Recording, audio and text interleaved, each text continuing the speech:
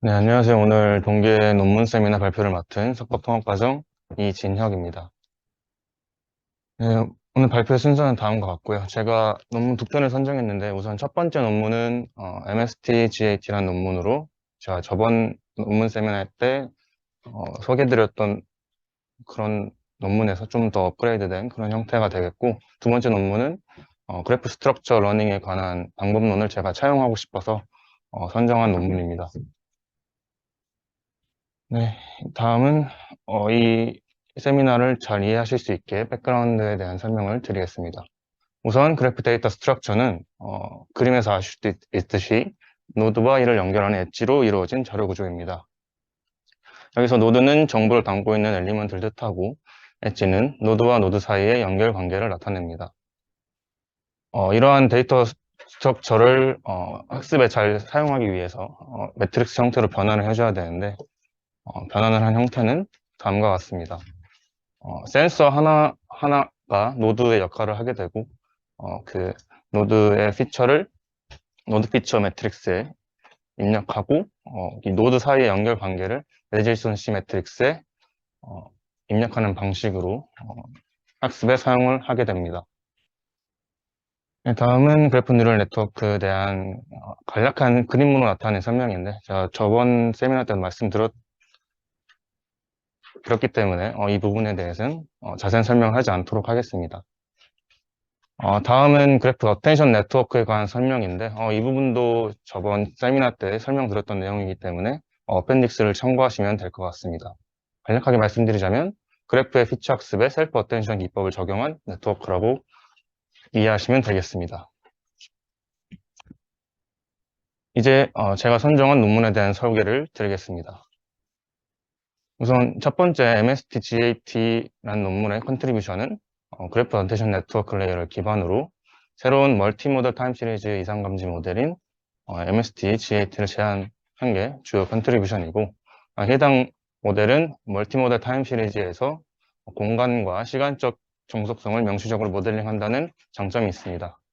또한 재보건 모듈과 예측 기반 모듈을 공동으로 최적화해서 이 두 가지의 방법의 장점을 통합한다는 이점이 있고요. 마지막으로 멀티모델 타임 시리즈 이상 감지를 위한 효율적인 이상 해석 방법을 제시한다는 컨트리뷰션이 있습니다. 여기서 멀티모델 타임 시리즈라고 제가 언급을 했는데, 멀티모델 타임 시리즈에 관한 설명을 먼저 드리자면, 멀티모델 타임 시리즈란 서로 다른 한 개 이상의 모달리티가 존재하는 타임 시리즈를 뜻하고요. 여기서 모달리티란 데이터를 수집하는 센서의 종류가 달라서, 예를 들면 압력계, 온도, 전류, 이송 로봇의 위치 센서 등 센서의 종류가 달라서 시계열 데이터 형태를 구분 지을 수 있는데, 타임 시리즈의 모달리티란 이때 시계열 데이터 개형의 유형을 의미합니다. 본 논문에서 멀티모델 타임 시리즈 데이터는 n개의 단별량 시계열 데이터로 이루어져 있으며, 해당 단별량 시계열은 m개의 모달리티 중 한 개의 모달리티에 속한다고 정의하고 있습니다.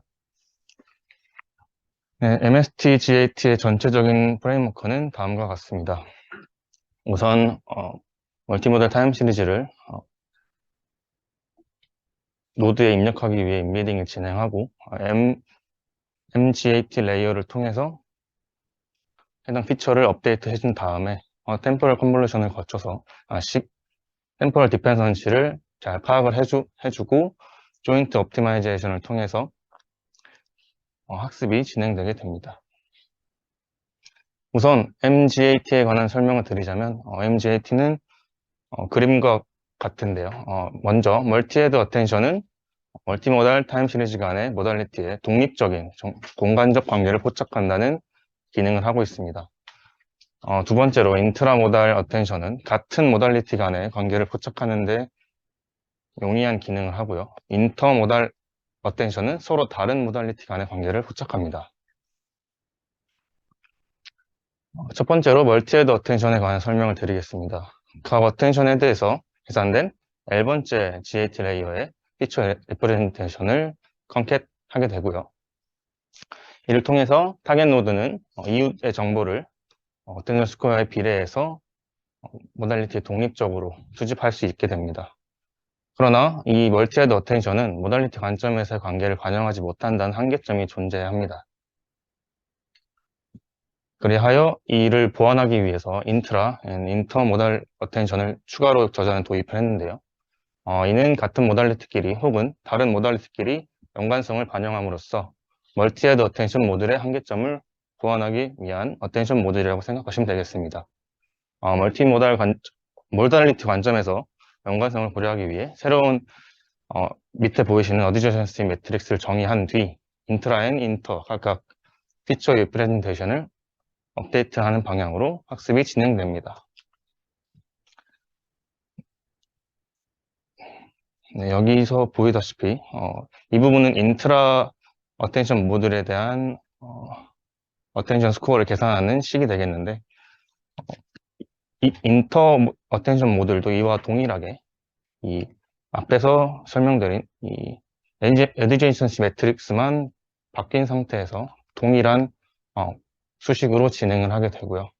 최종적으로 MGAT 레이어의 아웃풋으로 세 가지 앞서 말씀드린 멀티헤드, 인터 어텐션 모듈, 인트라 어텐션 모듈의 피처를 컨캣으로 통합을 한 뒤 히든 피처 리프레젠테이션을 얻게 됩니다. 다음으로 앞서 MGAT 레이에서 얻게 된 히든 피처 리프레젠테이션을 컨볼루션 오퍼레이션을 거친 뒤에 이 부분을 각각 리컨스트럭션 모듈과 프레딕션 모듈에 넣어줘서 각각의 인풋으로 사용해서 두 가지 태스크를 수행하게 됩니다. 여기서 이 논문에서 리컨스트럭션 모듈은 VAE, 프레딕션 모듈은 MLP를 사용했습니다. 학습이 완료된 후 어노멀리 스코어를 계산한 뒤에 밸리데이션 셋으로부터 얻어진 스레시홀드로 어노멀리 디텍션이 수행되게 됩니다. 밑에 소식은 조인트 옵티마이제이션을 위한 로스 펑션이 되어 있고요. 이 두 번째 소식은 어노멀리 스코어를 계산하기 위한 식이 되겠습니다. 이 어노멀리 스코어는 학습이 완료된 뒤에 수행이 되기 때문에 이 P는 VA로 얻어낸 분포, 이 X-햇은 프레딕션 모듈로 얻어낸 예측값이 되겠습니다. 이 수식에서 람다1과 람다2는 하이퍼 파라미터로 실험을 통해서 최적의 값을 도출하였다고 저자는 말하고 있습니다. 결과 부분입니다. 네 가지 벤치마크 데이터셋에서 F1 스코어 기준 베이스라인 능가한 성능을 보였고요. 제가 앞서 소개해드린 GDN 모델보다 좀 더 나은 성능을 보이고 있습니다. 다음은 이 논문의 컨클루션입니다. 본 논문에서는 멀티모달 타임 시리즈 어노멀 디텍션을 위한 MSTGAT라는 새로운 네트워크를 제안했습니다. 멀티모달 그래프 어텐션 네트워크와 템포럴 컨볼루션 오퍼레이션을 활용해서 공간, 상관관계와 시간적인 의존성을 포착하는 데 일조했다고 저자는 주장하고 있습니다. 또한 조인트 옵티마이제이션을 통해서 이 네 가지 벤치마크 데이터셋에서 가장 높은 성능을 기록했다고 저자는 말하고 있습니다. 제가 생각하기로는 타임 시리즈의 모달리티 간의 관계를 고려하여 이상 탐지를 수행한 점에서 의의가 있는 논문이라고 생각합니다. 다음은 두 번째 논문입니다. 두 번째 논문의 제목은 러닝 그래프 스트럭처 외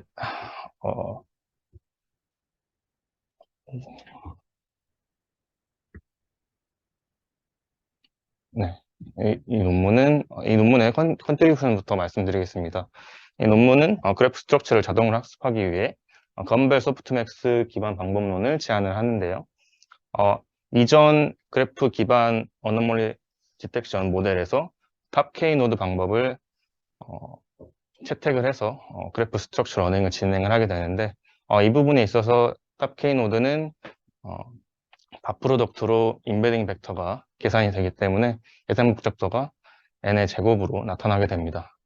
그렇지만 이 건벨 소프트맥스 트릭을 사용하게 되면 계산 복잡도가 5의 1로 확연히 줄어드는 모습을 보입니다.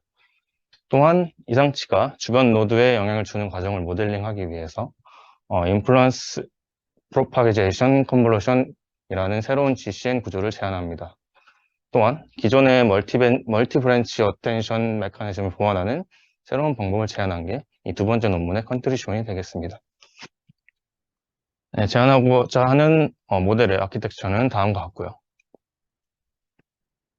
제가 앞서 말씀드린 건벨 소프트맥 샘플링에 대해서 소개해 드리겠습니다. 샘플링 프로세스는 기본적으로 미분이 불가능하기 때문에 그레디언트 디센트를 사용하는 딥러닝 네트워크는 사용이 불가능하다는 단점이 있습니다.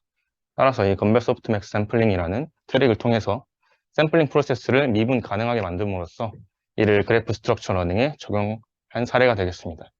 이를 통해서 앞서 말씀드렸다시피 계산 복잡도를 획기적으로 줄임으로써 전체 네트워크를 파악할 수 있게 되었습니다. 다음은 인플루언스 프로파게이션 via 그래프 컨볼루션이 되겠습니다. 이 부분은 통상적으로 이상 발생은 하나의 노드가 문제가 생겨서 발생하는 연쇄적인 영향에 기인한다고 저자는 주장하고 있고, 따라서 이 시간적 및 공간적 차이를 모두 포착하여 노드 간의 관계를 모델링하는 게 직관적이라고 설명을 하고 있습니다. 이 밑에 수식을 그래프 컨볼루션 레이어의 인풋으로 넣음으로써 이웃 노드의 피처에 영향을 반영했다고 저자는 주장하고 있습니다. 네, 그 다음은 앞서 말씀드린 건벨 소프트맥 샘플링 방법과 인플루언스 프로파게이션 비아 그래프 컨볼루션 방법을 통해서 그래프 스트럭처 러닝을 진행하게 되는데, 원본 타임 시리즈가 다일레이티드 컨볼루션 레이어를 통과한 뒤에 그래프 컨볼루션 레이어에서 노드 간 영향을 고려하여 그래프 스트럭처가 업데이트 됩니다. 이때 원본 시계열의 하이 레벨 시간적인 문맥을 잘 추출하기 위해서 다일레이티드 컨볼루션 레이어가 사용되고요. 본 논문에서는 이 밑에 이 과정을 3번을 거쳐서 그래프 스트럭처가 업데이트 됩니다. 다음 부분은 멀티 브랜치 트랜스포머 부분입니다. 기존의 트랜스포머는 닷 프로덕트를 수행하기 때문에 5의 n의 제곱이라는 계산 복잡도를 가지게 됩니다. 이를 해결하기 위해서 인풋 시퀀스를 브랜치만큼 나누어서 계산 복잡도를 줄인 멀티 브랜치 트랜스포머라는 구조를 이 저자는 차용을 했습니다. 논문에서 적용하고 있는 멀티 브랜치 트랜스포머의 구조는 다음과 같습니다. 이 맨 위의 부분은 글로벌 픽스드 어텐션이 되겠고, 이 부분은 글로벌 전체 타임 시리즈의 관계를 잘 파악할 수 있는 그런 브랜치가 되겠고, 이 두 번째는 기존의 트랜스포머에서 사용했던 브랜치가 되겠습니다. 이 마지막은 시간적인 종속성을 잘 파악할 수 있는 브랜치가 되겠습니다. 앞서 말씀드린 멀티 브랜치 트랜스포머의 엔코더와 디코더를 통해서 싱글 스텝 프레딕션 태스크를 수행하게 되는데요. 이 태스크의 로스 펑션으로는 MSG 로스가 사용되며 예측값과 그라운드 트루스 사이의 차이를 통해서 어너멀리 스코어를 산출하게 됩니다. 이 수식은 다음과 같습니다. 그리고 이 논문의 실험의 결과입니다. 이 논문의 스레시홀드는 반복 실험을 통해서 가장 성능이 높게 나오는 값으로 지정하였다고 저자는 말하고 있고, 대부분의 베이스라인에 비해 우수한 성능을 보임을 알 수 있습니다. 마지막으로 이 논문에 대한 컨클루션입니다. 건벨 소프트맥스 샘플링 트릭을 사용해서 그래프 스트럭처 러닝을 할 때 전체 노드를 효율적으로 활용할 수 있는 방법론을 제안을 했습니다. 이는 앞서 말씀드린 탑 K 노드 방식을 차용하게 된 계기가 전체 노드를 보게 되면 컴퓨테이션 코스트가 너무 증가하게 되어서 탑 K 노드만을 선정해서 하는 방식을 사용했는데, 이 건벨 소프트맥스 샘플링 트릭을 사용하게 되면 계산 복잡도가 현저하게 줄어서 전체 노드를 효율적으로 활용할 수 있다고 저자는 주장하고 있습니다. 또한 추가적인 효율성 제거를 위해서 멀티 브랜치 트랜스포머를 도입하였습니다. 이 밑에 두 가지는 제가 생각했던 저의 생각인데, 그래프 스트럭처 러닝에 컴퓨테이션 코스트에 부담 없이 전체 노드에 탐색을 할 수 있는 좋은 아이디어를 적용한 논문이라고 생각이 되었고, 그렇지만 컴퓨테이션 컴플렉시티를 해결하기 위해 멀티 브랜치, 건벨 소프트맥 샘플링 트릭 등 다양한 구조를 사용했는데도 이를 입증하는 실험적 결과가 부족하다는 한계가 있음을 지적하고 싶었습니다. 네, 이상으로 두 가지 논문에 대한 소개를 마치겠고, 다음은 제 퓨처 워크에 대한 디스커션 부분입니다. 저는 본 발표에서 소개한 두 편의 논문의 구조를 일부 차용해서 다변량 시계열 데이터 어너머리 디텍션의 연구를 수행할 예정이고요. 센서간 관계를 표현한다는 점에서 그래프 스트럭처를 사용하는 것은 상당히 직관적이지만 성능적인 관점에서는 그다지 효과적이지 않다는 한계가 있습니다. 그렇지만 커스 어널리시스 관점에서는 이점이 있다고 생각합니다. 이러한 부분에 있어서는 방향을 정확하게 정할 필요가 있다고 저는 생각을 했습니다.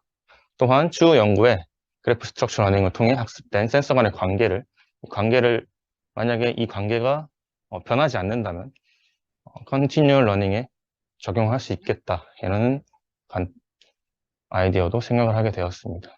네, 이상으로 발표를 마치도록 하겠습니다. 감사합니다.